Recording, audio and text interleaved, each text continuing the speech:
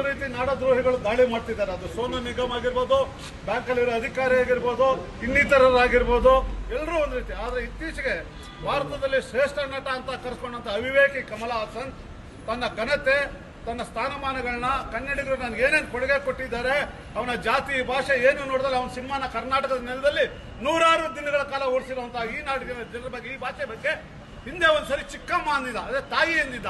ಇವತ್ತು ಅವನು ತಮಿಳಿಗೆ ಹುಟ್ಟಿದ ಭಾಷೆ ಕನ್ನಡ ಅಂತ ಮಾತನ್ನ ದುರಂಕಾರದಲ್ಲಿ ಕನ್ನಡದ ನಟರು ಮುಂದೆ ಹೇಳಿದಾನಲ್ಲ, ಇದಕ್ಕಿಂತ ದುರಂತ ಇನ್ನೊಂದಿಲ್ಲ.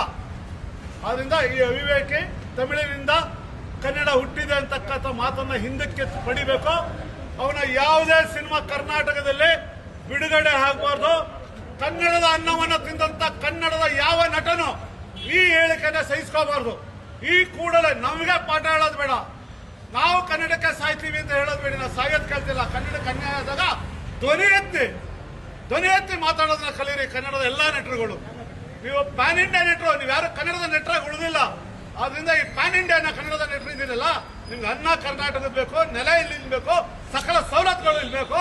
ಆದ್ರೆ ನನ್ನ ತಾಯಿ ಭಾಷೆಗೆ ಅವಮಾನ ಮಾಡಿದಾಗ ಖಂಡಿಸ್ತಕ್ಕಂಥ ಧ್ಯೇಯವನ್ನು ತಗೊಳ್ಳೋದಲ್ಲ, ಅದನ್ನ ಖಂಡಿಸಿ ಇವತ್ತು ವಾಣಿಜ್ಯ ಮಂಡಳಿ, ಚಲನಚಿತ್ರ ರಂಗದ ಪ್ರಾತಿನಿಧಿಕ ಸಂಸ್ಥೆ ಅವರು ಕನ್ನಡದ ವಿಷಯವಾಗಿ ಬಂದ್ರೆ ಕಟ್ಟುನಿಟ್ಟಿನ ಕ್ರಮವನ್ನ ತಗೋಬೇಕು ಅಂತಕ್ಕಂಥ ಒತ್ತಾಯವನ್ನಕ್ಕೆ ಇವತ್ತು ಸಾಂಕೇತಿಕ ಪ್ರತಿಭಟನೆ, ಅವನ ಮುಖಕ್ಕೆ ಮಸಿ ಬಳ್ದೆ, ಅವನ ಪೋಸ್ಟ್ ಮುಖಕ್ಕೆ ಮಸಿ ಬಳ್ದೆ ಹರಿದಾಪದ ಮುಖಾಂತರ ಹೋರಾಟ ಮಾಡಿದ್ವಿ.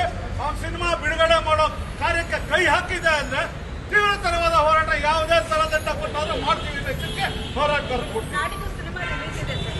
ಆ ಸಿನಿಮಾ ಜಾಗ ರಿಲೀಸ್ ಮಾಡ್ತಾರೆ, ನಾವು ನೋಡ್ತೀವಮ್ಮ, ಅಷ್ಟು ಮಾತ್ರ ಹೇಳಬಲ್ಲೆ.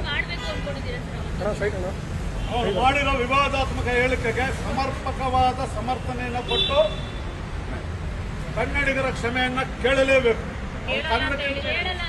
ಕೇಳಲ್ಲ ಅಂತ ಹೇಳಿದ್ರೆ ಅವನ ಸಿನಿಮಾ ನಾವು ಬಿಡಲ್ಲ ಅಂತ ಹೇಳಬೇಕಾಗತ್ತೆ.